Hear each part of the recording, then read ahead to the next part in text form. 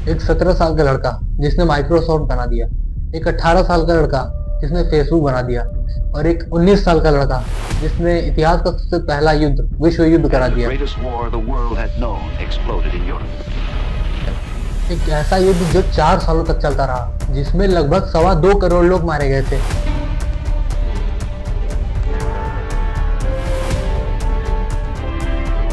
1,30,00,000 वहाँ की एक आम जनता और 85 लाख के करीब केवल सोल्जर थे जो पहले विश्व युद्ध में अपनी जान गंवा देते हैं। ये इतना बड़ा युद्ध था कि इसमें कई सारे प्राचीन साम्राज्य खत्म हो गए।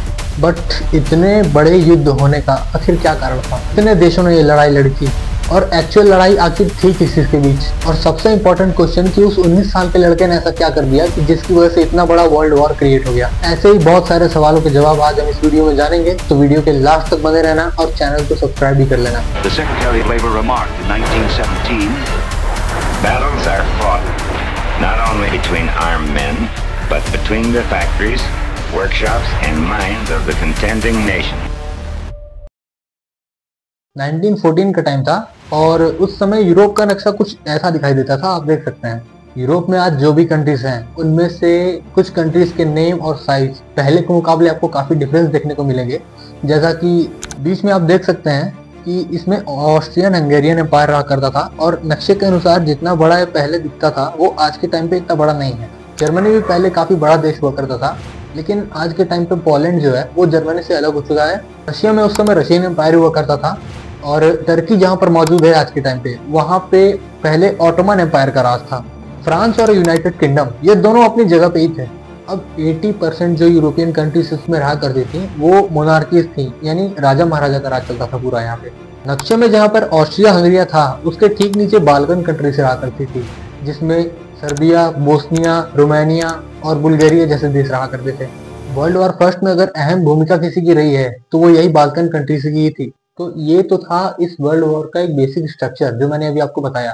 अब चलिए सारी चीजों को एक बार शुरू से समझते हैं। 1878 का टाइम था, उस समय बाल्कन कंट्रीज जो थी वो ऑटोमन एम्पायर का ही हिस्सा रहा करती थी। ऑटोमन एम्पायर ने बाल्कन कंट्रीज पर लगभग 400 सालों तक राज किया था। इसी बीच रशिया जो है वो बाल्कन कंट्रीज की हेल्प किया करता था ऑटोमन एम्पायर से अलग होने में। इसी बात को लेके रशियन एम्पायर और ऑटोमन एम्पायर में एक भयंकर युद्ध होता है, और तभी से ये दोनों देश आपस में एक कट्टर दुश्मन बन चुके थे। अंत में एक समझौता होता है, ट्रीटी ऑफ बर्लिन जिसे कहते हैं, जो सभी देशों के बीच होता है, इसे शांति समझौता कहते हैं आज के टाइम पे। ट्रीटी ऑफ बर्लिन के अकॉर्डिंग ऑस्ट्रियन हंगेरियन एम्पायर को पावर दिया गया था कि बोस्निया हेर्जेगोविना का जो एरिया है वहाँ पे वो एडमिनिस्टर कर सकता है, यानी वहाँ की जो कानून व्यवस्था है वो ऑस्ट्रियन हंगेरियन एम्पायर चलेगा। लेकिन आधिकारिक रूप पे बोस्निया हेर्जेगोविना का जो पार्ट है वो ऑटोमन एम्पायर का ही हिस्सा रहेगा। लेकिन आगे चल के 1908 में ऑस्ट्रियन हंगेरियन एम्पायर ने बोस्निया हेर्जेगोविना पर कब्जा ही कर लिया।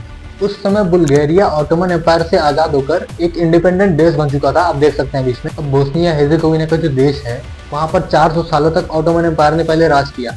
अब जबकि बोस्निया हेर्जेगोविना को आज़ादी मिलनी चाहिए थी, उसकी जगह एक और एम्पायर ऑस्ट्रियन हंगेरियन एम्पायर ने उसको फिर से कब्जा जमा लिया। अब बोस्निया और सर्बिया में जो रहने वाले लोग थे वो इस बात से बहुत ज़्यादा गुस्सा थे, क्योंकि वो आज़ादी चाहते थे। अब कब्जा करने से पहले जो ऑस्ट्रिया हंगरी के जो फॉरेन मिनिस्टर थे उन्होंने रशिया के फॉरेन मिनिस्टर से पहले ये बात कर ली थी कि देखिए हम जा रहे हैं बोस्निया हेर्जेगोविना पर कब्जा करने, मेरी आपसे केवल इतनी गुजारिश है कि आप हमारे बीच में ना पड़े, क्योंकि मैं जानता हूं कि आपके और बोस्निया के बीच में काफी अच्छी दोस्ती है, तो कल को हो सके तो आप हमारे बीच में पड़ सकते हैं। अब ये बात सुनकर रशियन फॉरेन मिनिस्टर ने भी अपनी एक डिमांड रखी। अब क्या डिमांड रखी, इसके लिए आप इस नक्शे को देखिए। इसमें आपको एक तरफ ब्लैक सी और एक तरफ सी ऑफ मरमरा दिखाई दे रहा होगा। इसके बीचों बीच स्ट्रेट ऑफ बॉस्फोरस नदी होती है जो कि इस्तांबुल को 2 पार्ट्स में डिवाइड करती है, और ये जो एरिया है वो पूरा का पूरा ऑटोमन एम्पायर में आता है, और रशिया इस एरिया को कब्जा करना चाहता था। रशिया के फॉरेन मिनिस्टर ने यही डिमांड रखी कि अगर इस एरिया को कल को मैं कब्जा करने जाता हूँ तो आप मेरे और ऑटोमन एम्पायर के बीच में नहीं आएंगे, क्योंकि मुझे भी पता है कि आपकी और ऑटोमन एम्पायर की काफी अच्छी दोस्ती है। ऑस्ट्रिया हंगरी इस डील को मान लेता है और कहता है कि ठीक है, तुम ऑटोमन एम्पायर के उस एरिया पे कब्जा कर लेना और मैं बोस्निया हेर्जेगोविना पर कब्जा कर लूंगा, तुम मुझे कुछ मत कहना। डील तो अच्छी है, लेकिन एक प्रॉब्लम क्रिएट हो गई थी। प्रॉब्लम ये थी कि बाल्कन कंट्रीज में और रशिया में काफ़ी सारे स्लाविक लोग रहते थे। स्लाविक क्या थी कि एक कम्युनिटी थी, जैसे कि हिंदू है, मुसलमान है, ऐसी एक कम्युनिटी थी जिसमें लोगों के रंग, भाषा, बोलचाल, ये सारी चीजें एक जैसी थी। तो रशिया ने अब प्रोटेस्ट करना चालू कर दिया कि स्लैविक लोग जो हमारे सर्बिया में रहते थे उनके साथ ज्यादती हो रही है, बहुत गलत हो रहा है। ये प्रोटेस्ट काफी दिनों तक चला और लास्ट में आके रशिया को अपने लोगों की सुननी पड़ती है, वो चला जाता है सर्बिया की हेल्प करने के लिए। अब 1909 में ऑस्ट्रिया हंगरी जर्मनी से पूछता है कि अगर मेरे सर्बिया पर अटैक करने पर रशिया मेरे बीच में आता है तो क्या तुम मेरी मदद करोगे? तो जर्मनी कहता है कि क्यों नहीं भाई, हम तो काफ़ी पुराने दोस्त हैं, हेल्प क्यों नहीं करूंगा मैं। रशिया भी फ्रांस से पूछता है कि भाई देखो, ऑस्ट्रिया जो है वो जर्मनी के साथ मिलकर सर्बिया पर कब्जा करने जा रहा है, तो ऐसा है कि चलो हम दोनों भी मिलकर उन दोनों के खिलाफ एक रणनीति बनाएं और फाइट करें।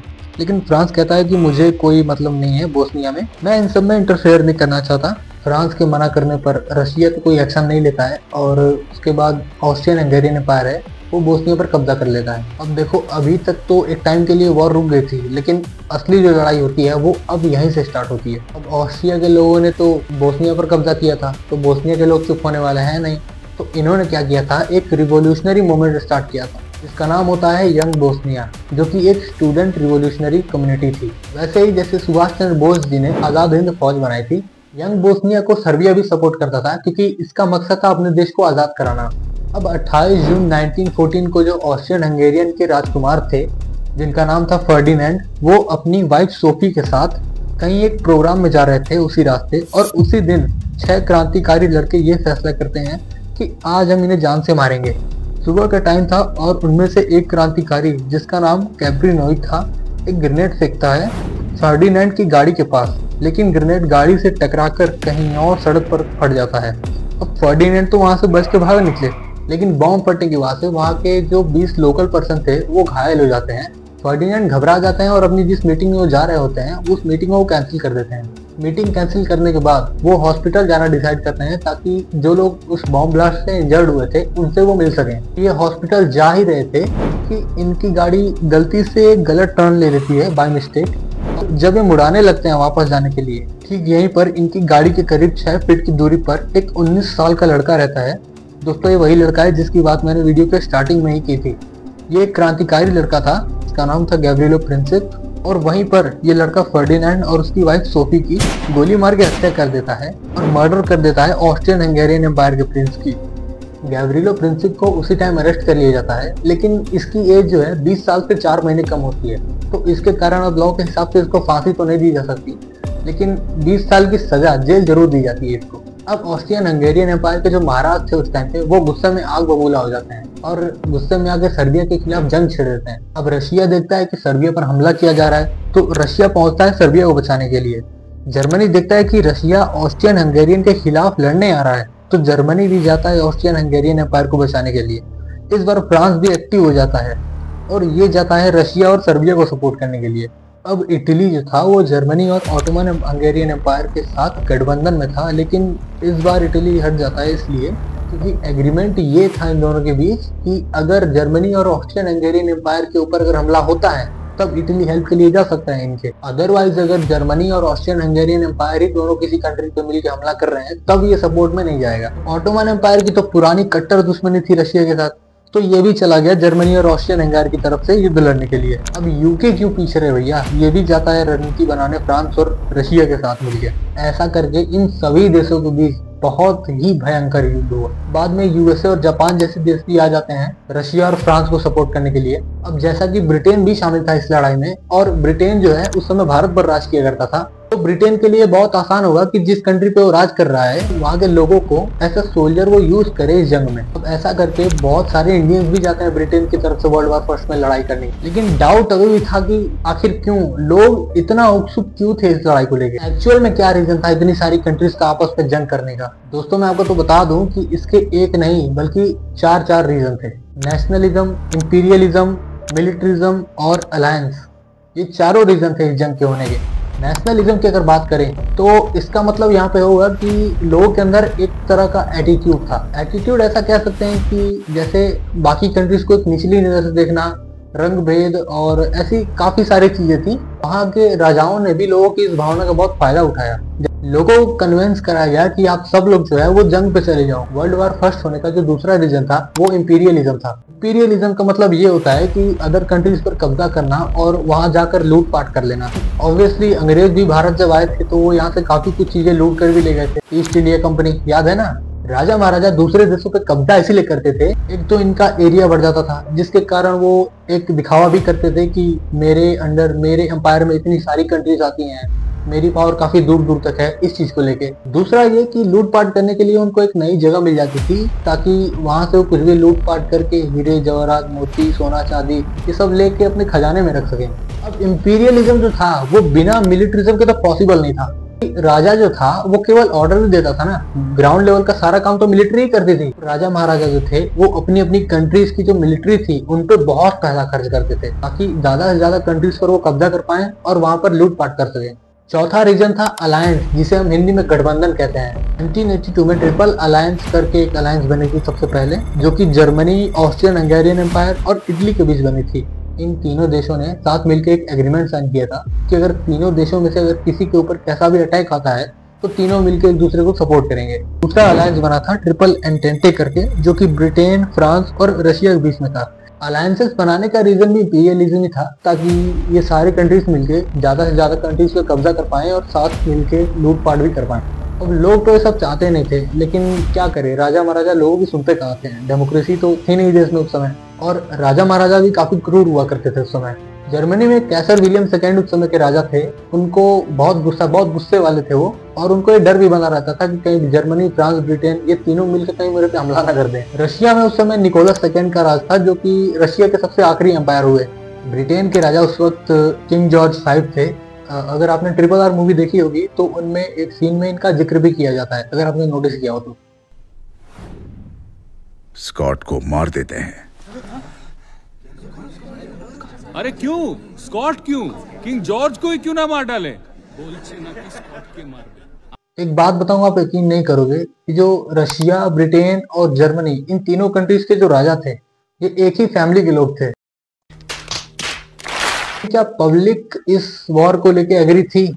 इसका जवाब है लगभग नहीं। पर फिर भी आम जनता जो है इस जंग में जबरदस्ती ढकेली गई, क्योंकि पब्लिक के पास उस समय एम्प्लॉयमेंट नहीं था, उतना नौकरी नहीं थी लोगों के पास। इसी रीजन से ज्यादातर लोग जंग लड़ने चले जाते थे, जंग में चले जाते थे ताकि वो अपने परिवार की जीविका चला सकें। उस टाइम पे जो सोल्जर की नौकरी थी वो एक गरीब की नौकरी हुआ करती थी। आज के टाइम पे जितना सोल्जर्स की रिस्पेक्ट है, पहले टाइम ऐसा बिल्कुल नहीं था। जंग लड़ना उसके लिए एक मजदूरी करने की तरह था। अब देखो, जहाँ तक अपने देश की रक्षा करनी है तो वहां तो ठीक है, लेकिन अब यहाँ पे दूसरे कंट्रीज पर हमला करनी है तो अब इसके लिए मोटिवेशन कहाँ से आएगा? इसके लिए क्या किया गया कि पब्लिकली ढेर सारा प्रोपेगेंडा फैलाया गया। उस समय मीडिया और अखबारों में ये इमेज क्रिएट की गई कि अपने आप को जंग में ढकेलना, अपने आप को लड़ाई के मैदान में लाना एक बहुत बड़ा प्राउड सर्विस होता है। अपने आप को जंग में एंटर करना एक बहुत ही प्राउड प्रोफेशन होता है देश के लिए। एक सोल्जर को बहुत ही चढ़ा बढ़ा के एक प्रोफेशनल हीरो की तरह दिखाया गया। केवल मीडिया और न्यूज़पेपर में ही नहीं, बल्कि कविताओं में और पोएम्स में भी इस चीज को बहुत ज्यादा बढ़ावा दिया गया। सबसे पहली पोएम लिखी थी अल्फ्रेड टेनिसन ने,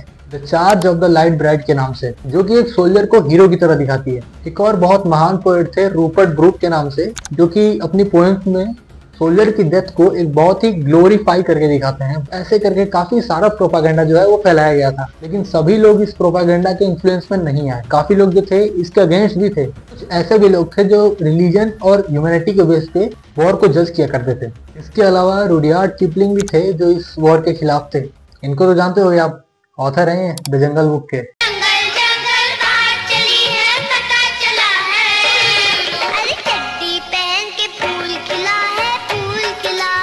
और वो जो पोएम थी ना the charge of the light brigade, उसके खिलाफ उन्होंने एक पोएम भी लिखी थी, इसका नाम था the last of the light brigade. ये दिखाती है कि एक सोल्जर जंग लड़ते समय कौन कौन सी प्रॉब्लम फेस करता है। लेकिन सबसे लेजेंडरी पोएम लिखी थी थॉमस हार्डी ने सन 1909 में, द मैन ही किल्ड। इसमें उन्होंने ये दिखाया है कि दो कंट्रीज के सोल्जर्स अनएम्प्लॉयमेंट की वजह से आर्मी ज्वाइन करते हैं और एक दूसरे की जान ले लेते हैं। अगर वही दोनों सोल्जर्स किसी स्कूल, बर्थडे पार्टी या फिर रेस्टोरेंट या फिर कॉलेज में मिले होते तो कितने अच्छे दोस्त हुआ करते। यही सब रीजन थे कि हर सोल्जर इस प्रोपागेंडा से इन्फ्लुएंस नहीं हुआ, फ्रांस में सोल्जर्स ने हथियार डाल दिए कि हम जंग लड़ ही नहीं सकते। रशिया की सेनाओं ने तो अपने ही राजाओं के साथ जंग कर ली। और सबसे इंटरेस्टिंग किस्सा तो 1914 में हुआ था, द क्रिसमस ट्रूस ऑफ 1914 के नाम से। जब वॉर चल रही थी 1914 में, तो उस समय क्रिसमस का टाइम आया।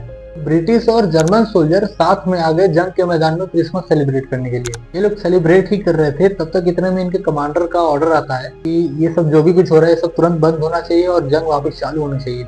और तो और पनिशमेंट भी दी जाने लगी सोल्जर्स को कि अगर जंग नहीं लड़ोगे तो गोली मार दिए जाओगे, अदरवाइज अगर जंग छोड़ के भी भागे तब भी शूट कर दिए जाओगे। ऐसा करके जबरदस्ती सोल्जर्स को मजबूर किया जाता था जंग लड़ने के लिए।